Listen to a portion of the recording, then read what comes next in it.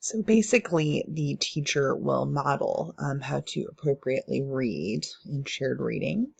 And they'll also ask questions to the students as they're reading about their comprehension, basic details of the story, things like that. Personally, I would like to work on identifying vocabulary words throughout the reading, encouraging students to make predictions about what might happen, making inferences about what has happened, um, just things like that. And of course, I would like to model, proper intonation, pausing at the end of a sentence, things like that. So with guided reading, this is a collaborative experience as well as it does encourage some independent activity on the child's part.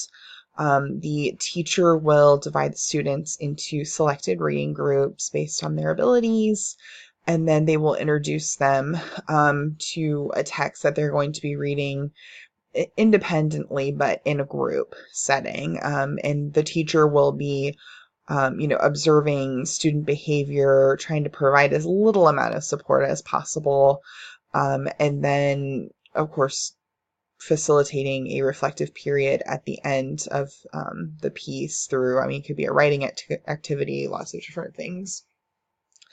So personally, I want to select, again, I would like to select texts that are appropriate to the level, but also are relatable to my students' lives, whether it's fiction, nonfiction, things that they can connect to, things that they can relate to. I think it just makes the reading that much more engaging and fun for kids. I want to use appropriate prompting methods. To have children, if they are trying to self-correct, things like that. Want to be able to help them in any way I can without just flat out giving them the answer. And on that note, I want to make sure that I'm using appropriate language to reinforce behaviors, things that kids are doing right as they're reading, so that they know that that's right, and continue to make that a habit as they read. And finally, I would really like to hold very conducive reflection periods afterward, whether through writing activities, things like that, just to gauge, how well the students have comprehended what they've read, because that's an equally important part of reading is comprehending. Finally, with our reading activities, we have independent reading, which obviously is a completely independent activity. Students are allowed to choose their own texts, and in that case, we have to make sure, as instructors, myself, that we are having a wide variety of both fiction and nonfiction texts, things that the children will find engaging, things that accommodate a variety of different readers. That's something that I would strive to have. And then during the activity, the teacher usually conducts, some type of it's part of a mini lesson usually to help gauge student comprehension as well, even though the teacher isn't necessarily like regularly listening to the student read, like in guided reading. I want to make sure that I'm holding regular conferences with students, making sure that they're, understanding what they're reading, making inferences, forming opinions, things like that. So moving on to writing activities, with shared writing, we have, again, it's a partially modeling situation with a collaboration emphasis as well. Teachers and students work together. The teacher will write sentences and the students can help create lines of text. Usually students aren't necessarily involved in this one. As far as coming up to the board and writing, teachers do that.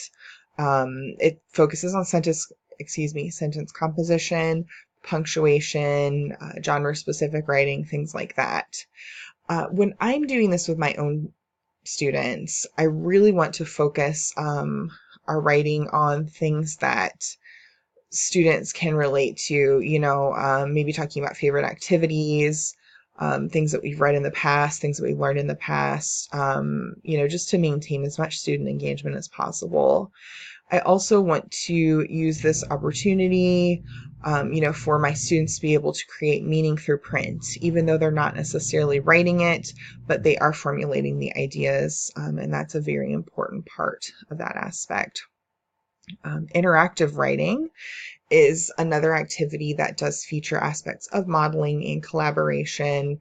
Um, I really like this one because the teacher and the child actually share the pen, and I like that concept. Working together to complete sentences.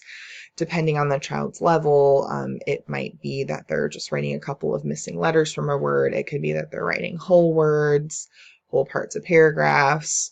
It's quite varied. And I want to make sure that I am tailoring those writing assignments to be appropriate for whatever grade level I'm working with. As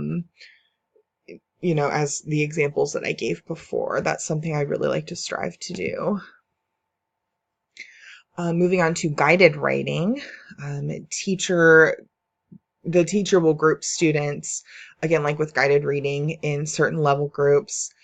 Usually we'll conduct some type of mini lesson focusing on a particular teaching point, paying attention to punctuation, writing details, maintaining a proper story sequence, things like that.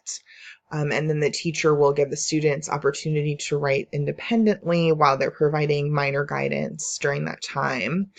I want to make sure that those mini lessons that I'm conducting are very focused, so that students know exactly what they're trying to achieve, as well as I want to be able to help properly model behaviors when necessary. And I also want to try to let my students work as independently as possible. This is an activity that's designed to eventually, not obviously monitor student progress and help when necessary, but try to encourage them to work as independently as possible. Finally, we have independent writing, which kind of like independent reading, students are provided with plenty of time to write on a topic of their choice, probably within a certain context, but they can write on their own personal experiences, things that they've learned. You can even use this opportunity to write on other academic subjects, which is great. I want to use this time to allow my students to explore various genres, work with different elements so that they can understand the importance of being creative and versatile in their writing. I also want to give my students opportunities to have their works published, not necessarily in a newspaper or huge publication or anything like that, but have their work on display, be able to take ownership of it, and maintain a confidence about their writing. So talking about, we've talked about different writing activities, different reading activities. Now I want to move on to the importance of holding discussions during literacy activities. It's just as important as trying to complete them. Discussion sessions allow for further comprehension of the text. Students are able to make important connections between what they've read and personal experiences in their own lives. And several key points of holding discussions. One is that you can help your students build a literacy community among one another. They can develop relationships with one another, and build off of each other's understanding. It also allows an opportunity for students to voice their own understandings and perspectives. They can have meaningful conversations with each other, and again, help deepen one each other's understanding by gauging other people's opinions, thoughts, things like that. It also allows students to connect bigger ideas to real life. Like in this case, it'd be whatever the main message of the text is to their own lives. Also helps students learn conversational routines. That's very important, especially in today's world where we do sometimes tend to get lost behind a cell phone or a computer screen. It gives them an opportunity to understand the importance of holding a conversation properly, listening, contributing, things like that. I really want to allow my students the opportunity to discuss shared texts within their writing. And I know that these ideas shaped during these times does have the potential to deepen their understanding about important concepts and ideas. So moving on to the role of assessment. Assessment opportunities are incredibly important.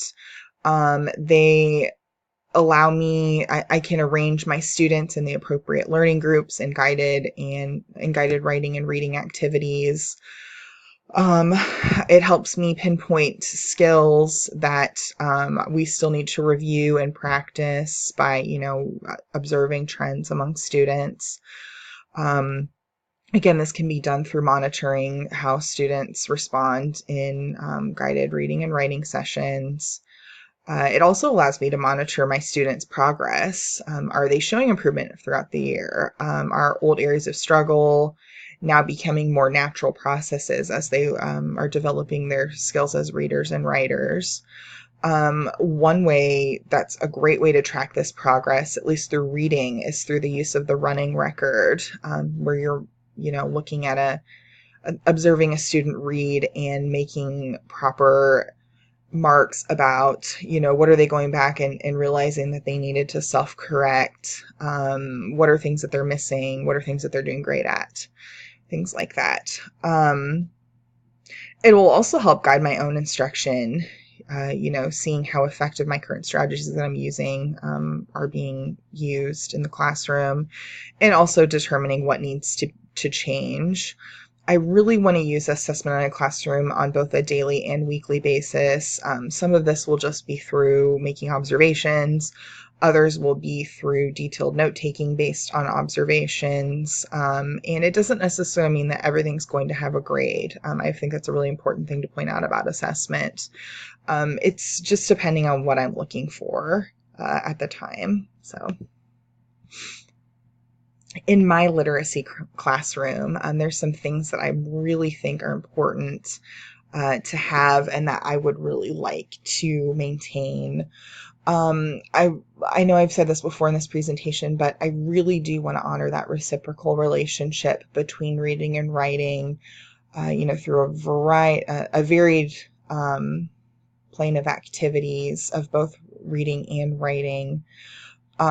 This can include daily activities such as guided and shared reading and writing, interactive writing, read alouds, as well as weekly activities like independent writing and reading sessions. I also want to provide my students with access to a huge range of texts, that feature different genres, are both fiction and nonfiction, just give my students plenty of things to choose from. So whenever we are completing an independent reading activity, they have something that they really want to read, they really want to engage with. I also want to use elements of literacy to touch on other subjects, not just about reading texts, building reading and writing skills with just, narrative texts and things like that. Fiction texts. I also want to talk about, themes of science, themes of social studies. Examples would be completing an interactive read aloud activity about the water cycle, or conducting a guided writing session about the values that we should have as American citizens.